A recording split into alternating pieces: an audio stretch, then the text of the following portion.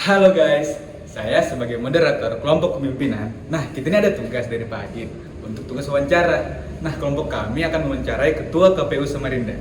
Oke, kita mulai wawancaranya.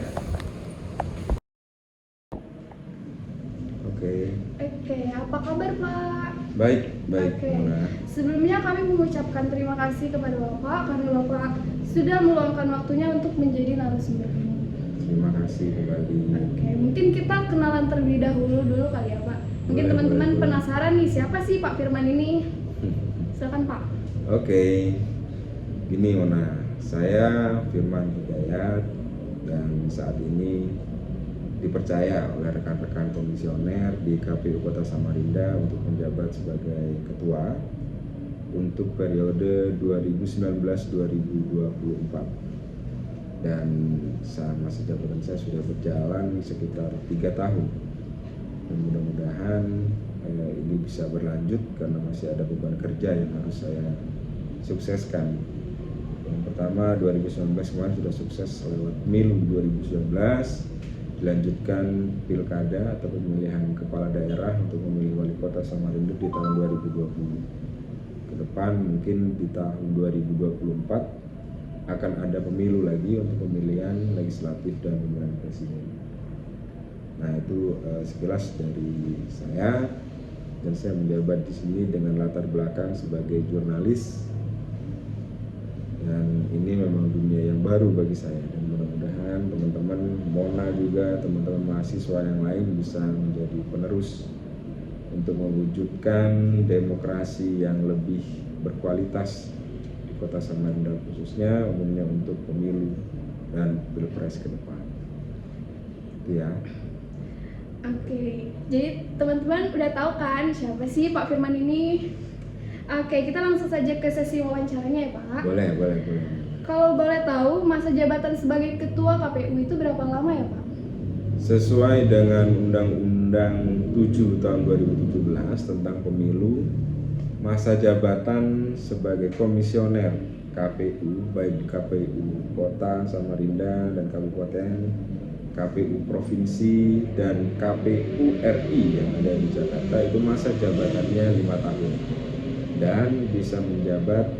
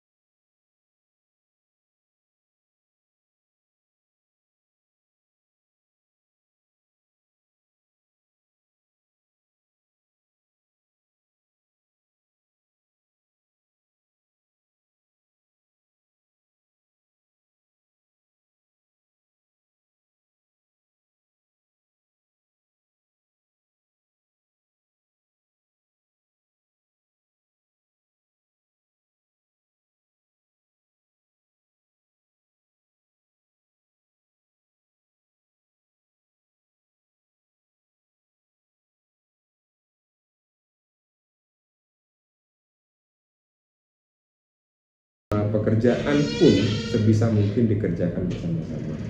Jadi kalau sudah itu terbangun, yakinlah beban itu akan lebih ringan yang kita bawa. Karena kita semua merasa bertanggung jawab atas satu pekerjaan, satu masalah yang bisa diselesaikan bersama-sama. Nah, kebersamaan itu yang coba kita bangun, soliditas itu juga yang coba kita pelihara. Salah satunya sangat sederhana dengan makan siang misalnya. Terus kita biasanya ada lembur biasanya. Nah, lembur ini kita libatkan untuk semua. Libatkan semua staf yang ada di KPU. Jadi pekerjaan itu bisa terasa sangat ringan kalau dengan melibatkan lebih banyak orang. Jangan juga kita memelihara subbagian A tapi mengabaikan subbagian B. Enggak gitu. Bagi saya pekerjaan adalah pekerjaan sama-sama. Kalaupun ada keberhasilan adalah keberhasilan sama-sama. Jadi tidak ada diuntungkan secara pribadi. Jadi ini adalah keuntungan secara lembaga. Nah, lebih mengedepankan lembaga yang harus dikedepankan, bukan untuk personal. Jadi menjaga soliditas itu juga menjadi hal yang penting bagi seorang ketua, seorang pemimpin, agar semua pekerjaan berjalan dengan lancar. Nah, untuk komisioner sebenarnya ini dengan latar belakang yang berbeda ya. Karena komisioner ini kan 5 orang ini datang dari masing-masing latar belakang berbeda. Paham kan? Misalnya ada yang dari Unmul, terus ada yang dari Widyagama, terus ada yang dari Stikom, ada yang dari misalnya masing-masing deh, terus apa misalnya universitas apa, sekolah tinggi apa deh. Nah, dengan alma mater yang berbeda, tentunya pemikirannya pun berbeda, sikapnya pun berbeda. Artinya sikap ini bagaimana menyelesaikan masalah, bagaimana memberi masalah, terus bagaimana mendistribusikan masalah. Artinya mereka juga berangkat dari latar belakang yang tentunya mereka akan membela latar belakang. Misal nih, konkretnya gini. Misalnya Mona dari Unmul, saya dari Widyagama. Di Unmul tentu karakteristik mahasiswanya akan berbeda dibandingkan dengan saya di Widyagama, iya kan?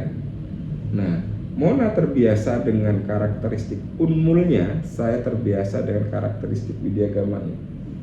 Ketika bertemu dalam satu meja, tentu Mona egonya ego Unmul dan saya egonya ego Widyagama. Ini kan jadi rumit karena memang ada persamaan, samanya cuma mahasiswa saja. Tapi ketika membangun pola pemikiran, pola masalahnya akan berbeda dari sudut pandang yang berbeda. Mona sudut pandangnya dari Unmul, saya sudut pandang dari Widyagama. Jadi dalam hal rapat-rapat, misalnya ada namanya rapat pleno yang harus dihadiri oleh semua, itu berdebat hanya untuk menyelesaikan satu masalah. Dan bagi saya sebagai seorang ketua itu adalah hal yang lumrah. Kenapa? Karena memang berangkatnya dari latar belakang yang berbeda. Saya sebagai ketua tentu mempunyai pekerjaan rumah bagaimana menyatukan 2 orang dengan latar belakang yang berbeda. Ini kan rumit. Jadi saya harus dengan taktis, harus dengan cepat memikirkan dan mencari solusi. Udah gak usah kelain, gak usah tengkar, gak usah ego masing-masing yang dibawa. Ini soal lembaga KPU. Solusi yang saya tawarkan seperti ini. Nah, akhirnya ya dengan berdebat itulah kita juga menemukan solusi, dan dengan berdebat itulah kita juga lekas menjadi dewasa dalam hal menyelesaikan masalah, merumuskan solusi, dan dari perdebatan itulah tingkat persaudaraannya akan terjalin lebih erat. Satu yang saya tekankan, berdebat boleh, bapernya jangan. Artinya berdebat di meja rapat itu menjadi hal yang lumrah. Ketika selesai rapat dan kita keluar dari meja rapat tetap menjadi saudara. Silahkan egonya masing-masing dimunculkan di luar meja rapat yang sudah kita laksanakan. Rapat tetap rapat, hasil rapat adalah hasil kesepakatan bersama dan itu harus dihormati secara bersama-sama. Persoalan di luar meja rapat itu sudah bukan urusan saya. Nah begitu, menyelesaikan dan menjaga soliditas. Tapi ya di luar meja rapat juga saya juga bertanggung jawab kepada anggota-anggota saya. Janganlah baper, janganlah perdebatan di rapat berlanjut sampai ke meja kopi misalnya. Jangan. Kalau sudah ngopi ya udah kita sama-sama aja gitu kan. Nah jadi menjaga soliditas itu menjadi penting dan itu memang tidak ada textbooksnya Mona. Itu bagaimana kita melihat karakter orang dan bagaimana pola pendekatannya dan bagaimana memberikan solusi. Begitu Mona. Oke teman-teman, itu dia cara Pak Firman mengatur para anggotanya supaya tetap kompak dan solid. Ya. Baik Pak, sebelum kita mengakhiri wawancara ini, mungkin Bapak bisa memberikan pesan supaya bisa menjadi motivasi bagi generasi muda di luar sana. Ya, kalau saya bicara konteksnya KPU ya,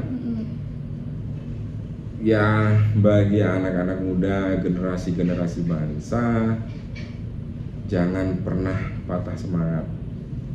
Artinya belajar itu penting, bergaul lebih penting, berdemokrasi jauh lebih penting.